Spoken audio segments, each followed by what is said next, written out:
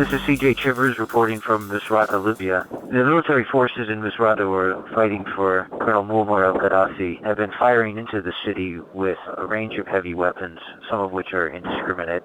These include ground-to-ground rockets that are landing in civilian neighborhoods.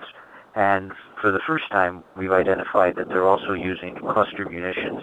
Upon arriving in Misurata last night, one of these expended munitions was in the hospital. And one of the hospital employees showed it to Brian Benson, who's our photographer here, and he brought it to me. And we made a tentative ID last night. And then overnight, through some sources in the munitions community, we were able to get a specific identification as a MAP 120, which were manufactured in Spain. And then this morning, after we had the identification, we went down to a civilian neighborhood that was hit by ground-to-ground rocket strikes yesterday and made a survey of the areas where the rounds had landed. They all landed in clearly a civilian area. There was no military infrastructure nearby. And the residents yesterday had reported that 23 people were killed in these strikes. We know that 11 of them are in the morgue at the hospital.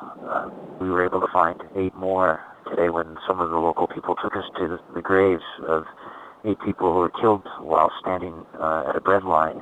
Cluster bombs, when fired into civilian areas like this, are a fundamentally indiscriminate weapon.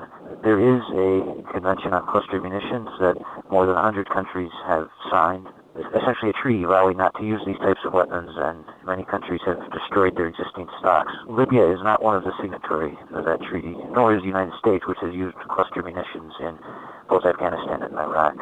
In this case, the weapons are particularly worrisome because they're being used in neighborhoods that are essentially surrounded by Gaddafi troops, and civilians don't have any real means of escaping.